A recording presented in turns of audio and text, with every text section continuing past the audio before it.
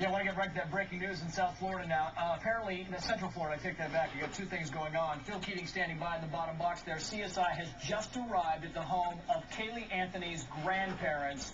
Phil, what do you know?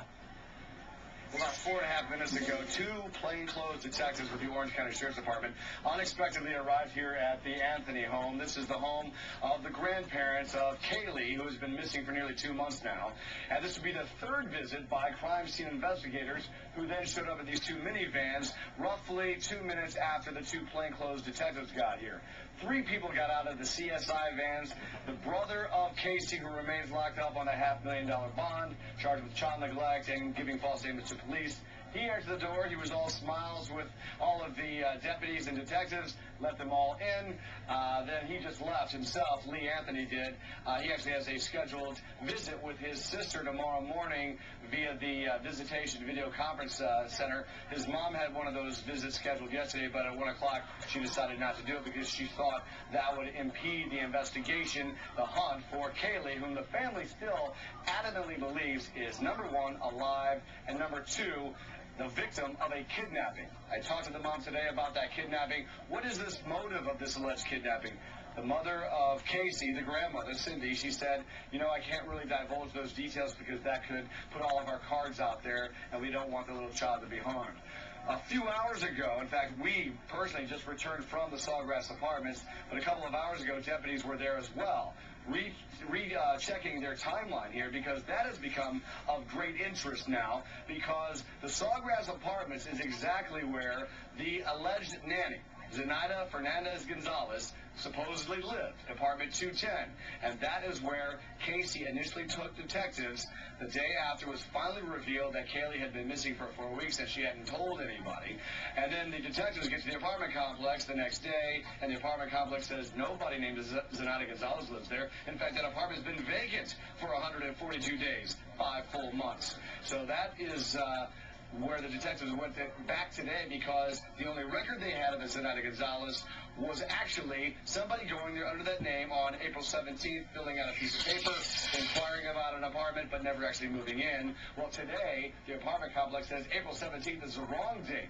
Actually, the right date is June 17th. June 17th happens to be the first full day after the last time the grandmother Cindy says she saw Kaylee. So the last time she remembers seeing her is the night of the 16th.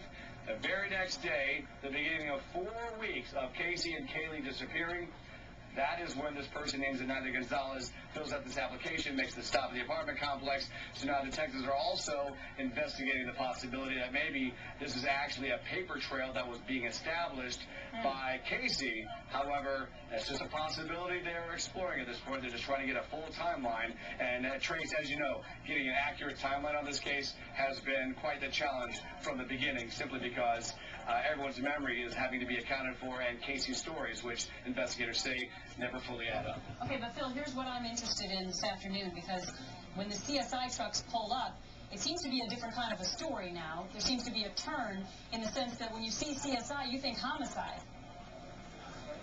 Well, you can think homicide, but you can also think evidence in potential kidnapping, or you could also think evidence, anything that might explain Casey's version of events to police. If they can find things that match up, that goes in her favor. If they find things that are absolutely contradictory, obviously that works against her. Her mother seems to believe that since she was only charged with child neglect and giving false statements yesterday, that that's the limit of what she could potentially be charged with. That, of course, is not the case. The investigation is still progressing. Detectives are still trying to get evidence, and serious charges could certainly unfold here if the evidence warrants it. The last time CSI was here was just last Friday. They showed up unexpectedly again. They left the garage, which was open at the time, with 2 big brown bags. They would not divulge what they took out of the house. And the only other time CSI investigators were here at the house was the first Friday after Kaylee was reported to have disappeared. So this would be like day 3 of this entire case.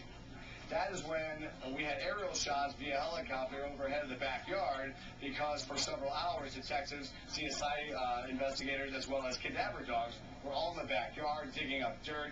And, of course, investigators let me jump in here. They had 2 hits. We're up against a hard break. Stand by, if you would. We're going to continue this conversation on the other side of the break. Breaking news with Kaylee Anthony next.